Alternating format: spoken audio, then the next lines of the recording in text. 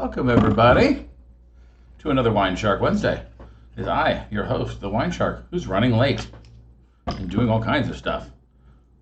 So, you know, I'm late, doing a thing, still opening a bottle of wine, but welcome! We're going to talk about red wine blends today. We're going to do a little bit of review because, well, it's a topic I got asked about yet again, and after doing a series of 4 different Will It Blend episodes, I feel like I got a better handle myself on some of the topics that were interesting to cover, that kind of answer many of the questions. And this is just going to be an abbreviated version of that and something that we've kind of talked about before. So I hope everybody's having a great time. Pardon me a moment while I finish opening up my wine so that I can whet my appropriate sommelier whistle. And then, you know, we can speak as civilized people do over a glass of wine. But before we get started, just want to say what's been going on, what's upcoming. We've finished up Wine and Cheese 9, and I will be doing our next, I'm getting our next free online show, our interactive online show, rather, to differentiate it from here on YouTube, but our Zoom meetings that are interactive. Here in the next day or so. That will be scheduled on September 24th. It'll be that, so it's another 2 weeks and change from now. And the topic, if I recall correctly, where is that? It's in my other notes, of course. I failed to put it in the WineShark Wednesday notes because I was running around trying to get things prepped for the show. So, where is that thing that I know when I do when I ask people what they want? There it is. Okay, we've got up and coming is we are doing, no, it's not Australian white wines. That's not it. I know I changed. I know that was incorrect. Oh crap! I have to find it. It's in some other places of notes. But needless to say, we'll have the free show get scheduled, get you guys information on which wine topic we're doing, and let you guys get your wine purchased to join us. We've had some pretty great attendance, especially since the shows have gone to free, which is really what I wanted kind of the whole time. I love the discussion that everybody gets going. We bring different products. We did Spanish wine and Spanish cheese last time. This time we'll probably do just a solo wine topic, maybe with a couple of recipe references and ideas. In other words, some things that I've been thinking about just for, rather than having them prepared and talking about them in the show, but they'll just be referenced to and available for you to either explore on your own or as an adjunct to the wine selections, because that's always something that's a lot of fun. As people ask, you know, what I serve when I do wine tastings per person or things like that. I've got some things that I'd be glad to share with you guys up on there. So, okay, back on topic. Red blend wine. Well, we have lots of talking points here, but I'm going to kind of try and sum it up. From the beginning, or from the impetus of this, is that blended wines have become much more popular in America over the course of the last, I'd say 5 to 10 years. They've kind of come into acceptance, and that makes them much more approachable, and we're seeing a lot of growth, especially at the grocery store level of wine. Anywhere between the, I'd say, 7 to 10 all the way up to, say, the $20 to $30 price point. We're seeing more wines that are aggressively labeled as blends. They say it on the label, they're very proud of it, and basically it's their real kind of claim to fame. I have heard in the past, although I have not heard this a lot recently, that one of the things that is a challenge is the idea that people think that blends are somehow inferior wines. They're some sort of leftovers, and that could not be farther from the truth. The reality here is that blended wines are some of the most prestigious wines in the world. If you think about the wines of Bordeaux, you think about the wines of the Northern Rhone, things like this are classically always blended wines. So blending is not something that should be looked at or poo-pooed as some sort of substandard. We have this American educational thing where if a thing is 100% pure of one thing, it therefore must be better, and I dispute that stringently. The fact is, 100% of something can be amazing, but 100% of something, it doesn't necessarily make it better than 90% and 10% of something else if those things go well together. So when we talk about blending, though, there's a couple of just method things to think about. One is more historic, one is more modern. I'm just going to briefly touch on the historic. And the historic, the way we kind of started off blending wines is most wines in history up to a certain point were blended, naturally blended, what we call a field blend. Different varieties or mutations of grape types would grow next to each other naturally, and a given plot of land would have its own particular blend of types of grapes. A few places still do this in the modern world, but it's far less common than the old school method. But that's how we kind of got started in this idea that once we realized, oh, these are different types of grapes, but they taste great together, that's something that was very important in our viticultural and enological history. So that's a good or ethnographical way. So it's very important that we remember where we are kind of come from in the field blend idea. But that's not really what we're looking at when we're talking about the current kind of modern trend. The modern trend is much more based on what we call the winery blend. This is a selection of juice from different grapes from different locations, i.e. areas or regions, but more commonly, it's actually a selection of juice from different varietals of grapes. It's the whole idea of the different types of grapes is really what's important. So you might see examples where you see something like, say, the classic Rhone blend, where it is Grenache and Syrah and Mourvedre, and it refers to the three types of grapes that go into that.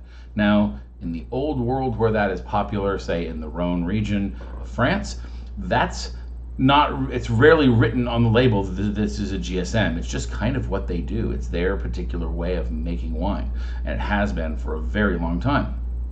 In the New World, we tend to see wines labeled by their grape type, so therefore blend names tend to start getting that same sort of tradition, where you'll see things like GSM written on the label, or this is a Cab Shiraz or a Cab Merlot, or whatever other blend you might be seeing. So, by the way, I'm focusing today just on red wines. This, almost all of what I'm going to say equally applies to white wines, and they have many blends of their very own. So this isn't just red wine only information. It's just red wine focused and centric for the purpose of this discussion. So the key thing about another key thing about when a winemaker makes the blend is another kind of interesting fact. In other words, at what time in the winemaking process are the wines blended together? There's an early method that so far in my research have found is less common, and that is the immediately after fermentation blend. Basically, they take the grapes, they bring them in the harvest, they ferment them separately, but immediately after fermentation, they blend the wines together, and then they begin the racking and aging process. So the wines are integrated from a very early point in time in their construction process, which can aid in their structure and complexity, but it doesn't give you a lot of control over what the wine ends up tasting like. And one of the reasons why we blend is not just to blend flavors, and it's not just to play around with different qualities that different varietals of grape bring. For instance, some grapes have thicker skins with more pigment, and therefore they can bring nice color and richness to wine. They also might add tannin and structure to the wine, where wines that are lighter in body and have more acid might help bring a brightness and an overall lighter feel to the wine. So blending these together in the right ratios is the equivalent of winemaker's doing a recipe with their wine and going, I like a little bit of this and a little bit of that and some more of this. Well, when you blend early, you kind of give up the reins on that. And so that's not as common as the second method, which is the basic method is post-aging, pre-bottling blending. So we can effectively call it late blending. Okay, so many winemakers start off with a basic idea of what they're going to make. Let's give an example here that they're going to make sort of a Bordeaux style blend, right? A left bank Bordeaux style that's mostly Cabernet with some Merlot and some Cabernet Franc. Okay, we now got a structure. And usually, let's say that we're going to blend this in at about, 80-15-5. 80% Cab, 15% Merlot, and 5% Cabernet Franc. So now we've got at least a base idea. When we start planting and growing the grapes and going through harvest, that's what we're aiming for. However, when the grapes start actually are in the harvest and they start going in through their process of aging and racking, the winemaker is constantly tasting and testing those wines and trying to find out where they are along in their maturation process, how those individual wines are, quote unquote, how they're doing, how they're developing. And if that's the case, then they're monitoring which different batches. For instance, you might have many different barrels that they're developing it different ways, and they're trying a lot of different lots of these wines to make sure that they can understand what each one is doing. That's how, and then by tasting and playing with different percentages in the blend, they might tweak the actual final percentages that will go into the final bottling. So after everything is deemed mature, they will then filter the wine and bottle the wine, and at that time they're going to decide, oh, this was the blend, the particular percentages of X, Y, and Z that we really wanted in the wine. It might even come down to not only particular percentages, but also from which particular lots we want, because they, as I said, show different properties, subtly different properties, by the way. This is a real, true, both a science and an art that happens in the winery as part of the winemaking process. So, and again, I would lean that much more heavily towards art than science, because a lot of it's about preference and taste and subjective matters, rather than simply this one has an exact number of, say, I don't know, pH or TA or whatever the metric you're using. Okay, so art tends to be a little bit more, but there is a lot of science and practice to it. They use a scientific method of testing, tasting, and then deciding. So some wineries may have dozens of different blends that they actually try during that process before they actually go to the bottle. And then when they go to the bottle, then you have your final end product, which is really cool. What I always found fascinating about blending wines is that very small percentages of individual grape types can make big changes in the wine's character, and that doesn't seem just a true given. It doesn't seem necessarily true on its face that 2% of a grape with 98% of something else, that it's going to matter. But if you think about things like food and things about small amounts of spices can change the way a food tastes very dramatically, you can use that same analogy for wine, in that just the right amount of oomph on something can really kind of change a wine's final profile. It's difficult for you to detect as a consumer after the fact, but if you were to have those wines side by side, one with and one without, the demonstration becomes a little bit more clear, and the winemaker can often explain why that they made the choices that they have. So, in other words, you don't generally sip it and go, oh, this has 2% of this in it or 3% of that. That's generally not what we look for. That is one of the reasons, though, that one of the things I look at when I judge a red wine blend specifically is I want to know the percentages and types of grapes. I want to know what their recipe that they used was, because I want to be able to understand why I like what I like, and that's something I encourage all of you guys to do as well. We hear that we talk about that at the grocery store collab all the time. So, other than for subjective things, I mean, I've referenced them a few times before, but the general reason for blending red wines, or blending wines in general, is about changing the amount of body, the color, perhaps the alcohol content or tannin content of the wines, the acids, and then the primary or fruit-based flavors that each one of the wines, the grapes, bring to the table. Different wine grapes have different fruit profiles that they tend to favor. For instance, Pinot Noir tends towards red fruits, whereas Cabernet Sauvignon trends more towards black fruits.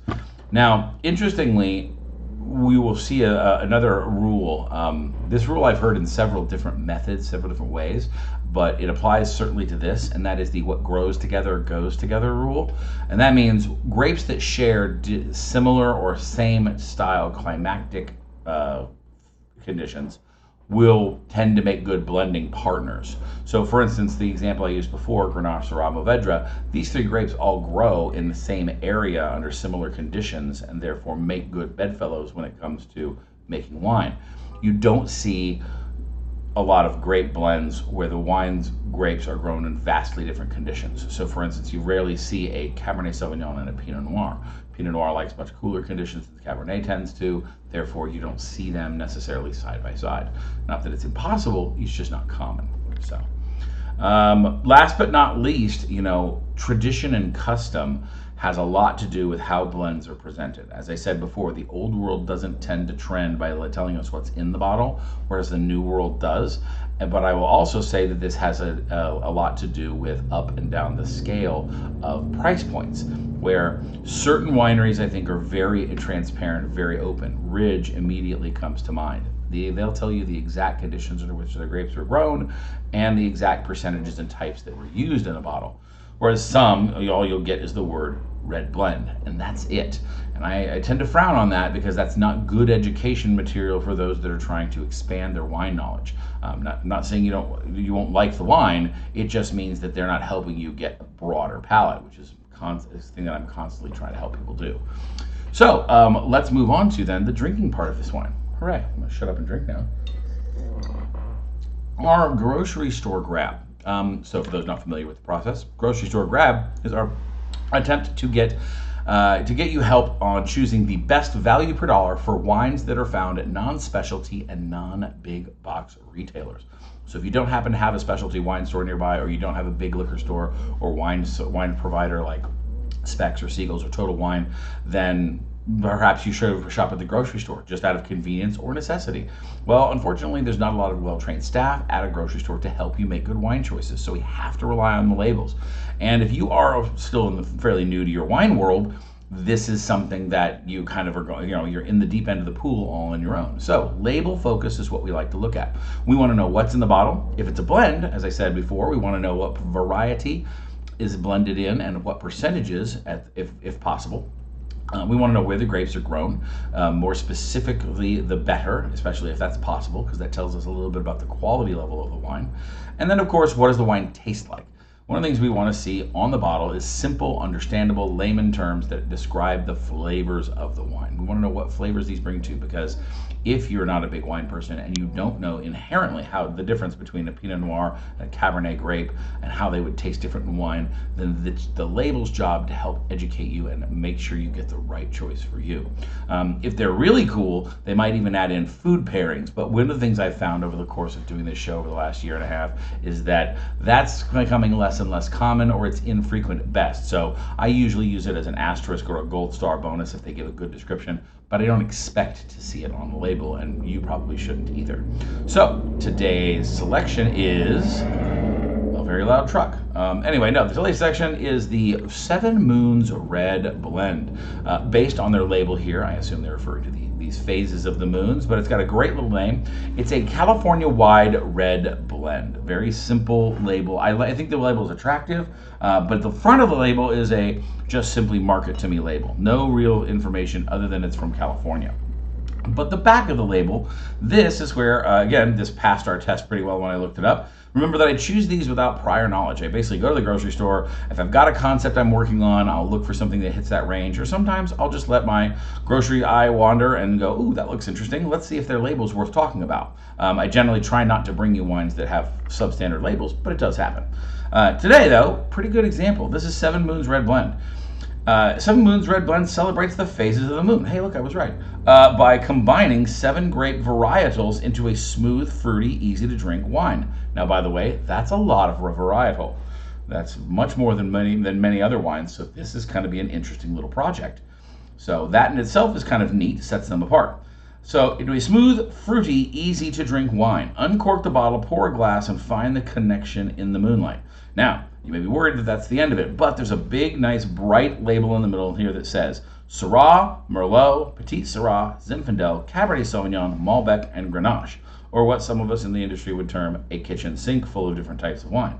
Most of these are on the darker side of the spectrum, specifically Syrah, Petit Syrah, Cabernet Sauvignon, and Merlot. Zinfandel, Malbec, and Grenache are in the middle of the road and certainly still on the dark side, so I'm expecting this wine to have fairly dark fruit flavors. Now, all I really got was smooth, fruity, and easy to drink. Well, those are good subjective terms, but the one thing I didn't really do well is I really wanted to see a little bit more towards what types of fruit flavors. It was fruity, but what kind of fruity?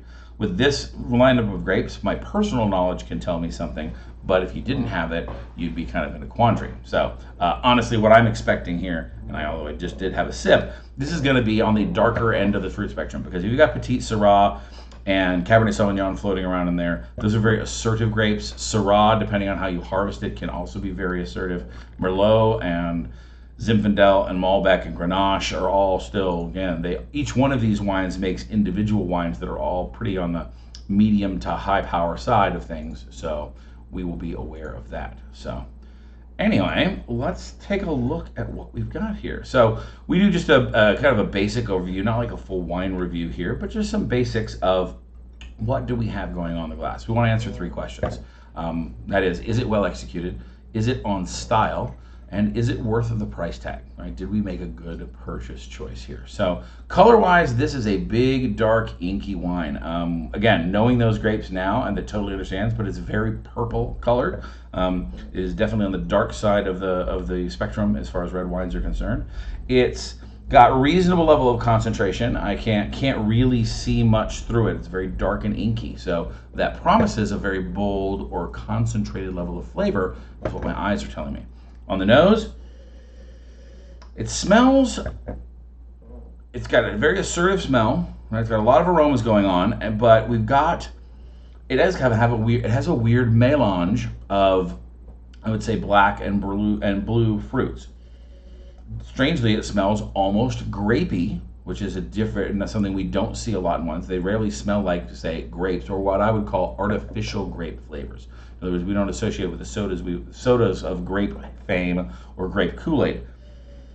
There's a little bit of maybe cranberry or blackberry in there. It's weird. It's hard to tell. There's a little bit of the alcohol that I smell coming off the wine that's kind of interrupting or getting in the way of good fruit identification. But it's definitely trending towards the darker side. I mean, I would say this is more blackberry jam or blueberry syrup than anything else, right? It doesn't smell like fresh fruit. Let's take a look at what the ABV here is, but I'm betting it's moderate to high. Oh man, it's actually right in the middle, 13.5. So that's actually not blowing the doors as the nose. So I don't know if maybe it's just how this wine particularly expresses. Maybe it's my nose, but we're gonna find out because I didn't think it tasted hot a minute ago. So. And I did put this down in temperature in the wine fridge, so it should be served pretty well.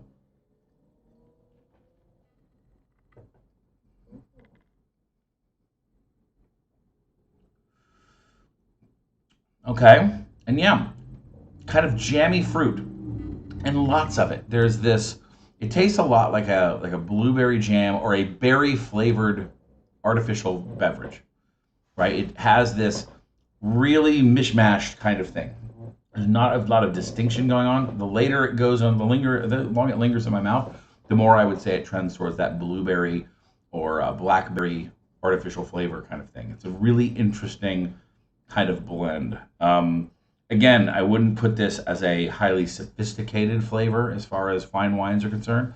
This one was advertised at $20, sold after your little membership club discount at $12. So this is effectively a $12 bottle of blended wine.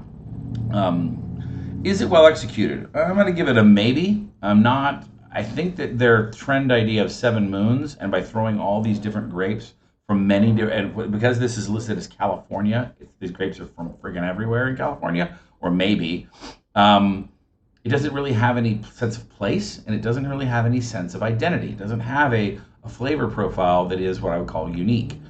Perhaps it is unique, but it's almost like you put too many spices in and no one thing stands out. We don't get any one fruit flavor. There's not really any minerality, any tertiary herbal flavors. There's a dominant fruity-esque kind of thing, and if that's all you're looking for, again, it's more Michael Bay, less Steven Spielberg, for the film fans in the house.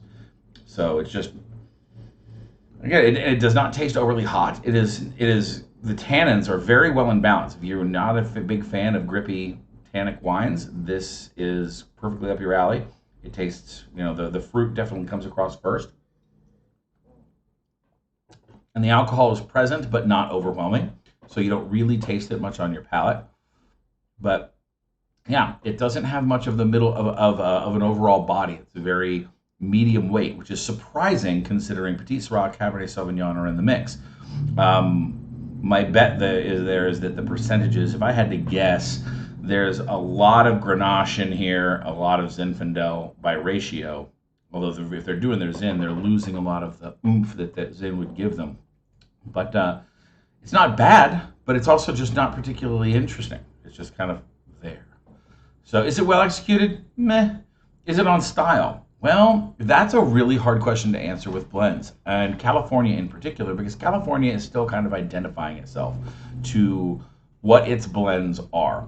There are much better examples, I think, out there that are at a similarly advertised $15 to $20 price point, maybe 25, that would serve you better in the blend exploration. But I wouldn't avoid this. It's not a bad wine. It's just not a good wine. It's the perfectly acceptable for doing its job. It's a red flavored buzz delivery system. Is it worth the price tag? I would spend my $12 in a different way. It's not overpriced for what it is. It is definitely a drinkable $12 bottle, but I could spend that same 12 or even 3 more at 15 and get a much better experience, personally speaking here. So that's me, Seven Moons. Now they also have a Seven Moons Dark Side, and I don't think they missed the opportunity to call it Dark Side of the Moon there, but hey, maybe they're not big Floyd fans. I don't know what to tell you. To say the least, they're mimicking they're in the several other brand names that have these Dark Side versions, which again, what they're doing is they're enhancing more dark and full-bodied flavors of grape. The problem here is I'm like, how much? I guess that means you're going to have to keep more Petit Syrah, more Cabernet. Heaven forbid they throw in some Tannat, right, or some Petit Verdot. But whatever. I will try eventually their dark red blend as well. But I wouldn't expect, if they're going to continue their 7 grape theory, for them to come out ahead in the interesting flavor department. So this is a little too much kitchen sink, it seems. But anyway. All right, well, so what's coming up on the calendar? On the 12th, that's this Sunday, down at Reunion Tower. I've still got a few tickets left for Back to School Cool. We're going to talk about the back to school season. We're still in September. Like I talked about last week, it's kind of odd because while September is back to school, it's still technically summer. So we're going to talk about the transition between summer and fall, both in wine, we're going to talk about harvest season a little. We're going to talk about the cuisine change that's coming. I mean, I'm a big believer that all seasons are grilling seasons, but when we think about summer and grilling and burgers and dogs and barbecue kind of thing, well, we're thinking now into different things when it comes to coming around to the fall season. So I'm really, really excited about fall flavor. I'm really, really excited about fall. Let's just put it that way. I always am. It's my favorite season. And so harvest is coming along. There's going to be a lot of cool stuff. We're going to have a couple of fun cheese bites. We're going to do a couple of fall-themed foods, and then we'll get some fun wines that help us transition hot days but fall flavors. So I hope you guys come and join me down there. So that's coming up, and then like I said, I will have the free show gets posted. I was wrong. That my instinct and my notes were correct. It's going to be Australian white wines is going to be our next focus, I believe.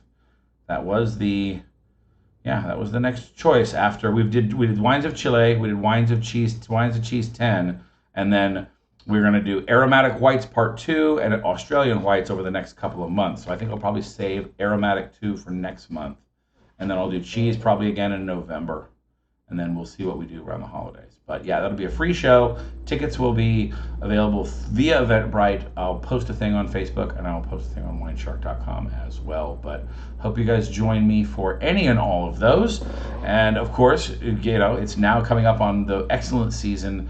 Holiday season, etc., is quick upon us, so get your private tastings scheduled soon. I'm still behind on my Texas tour info, so for those of you that are still interested in going, please be patient. I will have something up as soon as I can. I've got the ticketing planned. I've just got to make the final confirmations, and I've got to pre-fund some things, so it's all about making sure I don't accidentally, screw up my bank account because I can't do math, which, let's be honest, that's been known to happen. So anyway, what is your favorite inexpensive style red blend? What's one of those that's kind of captured your imagination? It's become one of your house favorites. If you've got one, if it's Seven Moons or one of the others, post it in the comments down there after the show. I'd love to see your comments. If you guys have questions or suggestions, you guys want a specific wine topic, either to talk about here on WineShark Wednesday or as a featured show on one of our interactive Zoom meetings, that'd be great. I would love to hear from you. So put those comments down there. If you like what we're doing, hit the like button and subscribe. If you really like what we're doing, share with a wine-loving friend, or even help me out over on Patreon. Our continued creative expanse over there, we get additional information, discounts and VIP treatments on special tour information and shows, and it definitely keeps this WineShark swimming in the right direction. So thanks to all of my existing patrons, and I hope you will join us over there as well. But until next time, I have been your WineShark. Cheers. I'm not really sure what to make with this. I'm not what my dinner is going to be with this particular wine, but we're going to find out.